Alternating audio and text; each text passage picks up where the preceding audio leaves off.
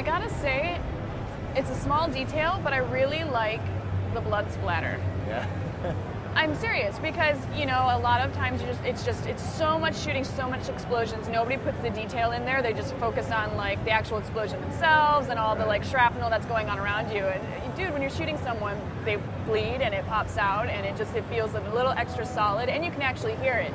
Like if you pay attention, you can actually hear it go like that. And I thought that was really cool. Yeah, and the animations are really snappy when you hit someone too. It's really apparent. So for those of us that have played Modern Warfare 1, maybe you can take me into the combat a little bit. Is this going to feel very familiar? Are there any slight changes that you've made to the single-player combat?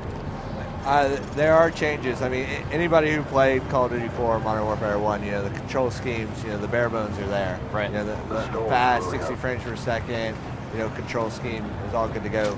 You notice there when he switched, you had a different melee stance, so you had your pistol being supported by your knife. Right. That's new, and we're introducing a few things like that. New melee things you might be able to do. Great. So it'll feel familiar, but you'll still have a few new things pop up during gameplay. Yeah.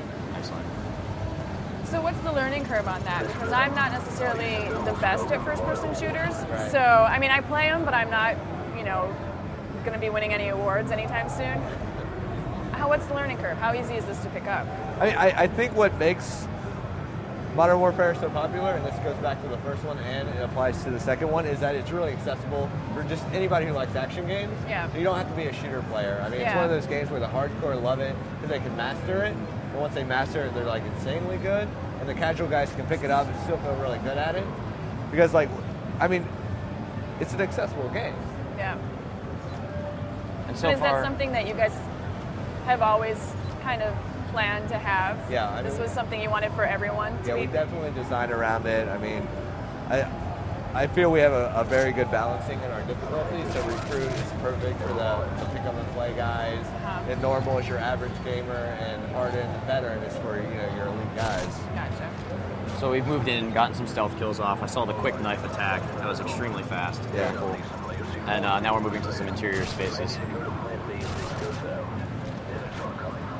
So what is your ultimate goal here? What are you trying to do in this section? Right now you're trying to make your way to a fuel depot that's on the base, just in case stuff goes bad.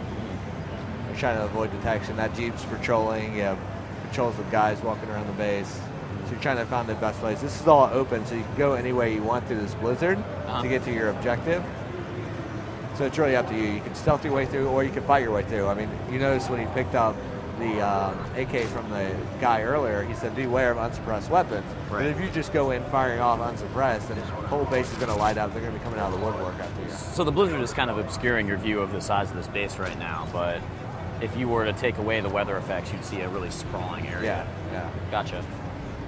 And right now, what difficulty do you think this is? What is this being played on? Are you guys playing it on really hard all the time, or are you testing it out on the easier levels? Well, when we're showing it off, we're typically playing in recruit. Gotcha. Looks like 20 plus full mobiles headed your way. So what's the response been from the crowd here at E3? It's been amazing. I mean, people have been really vocal about what they think about it. And we've been encouraging people to, like if you go to our booth right now, we have a live Twitter feed where people we're like, hey, if you see the game, if you see our live presentations like this IGN one, tweet what you think so everybody can see it. Oh, nice. So we want them to be vocal because, not only do we want to hear when we're doing good, but we want to hear what they like, what they don't like, so we can, we're still early in development and we want to incorporate that into the game. And so you can change it up. Yeah, but so far everything's been fantastic. What have been some of loving the biggest fan requests after the first one? I mean, what did you hear most about after Modern Warfare? People always want more, so Yeah. you got the more weapons, the more attachments, the more locations.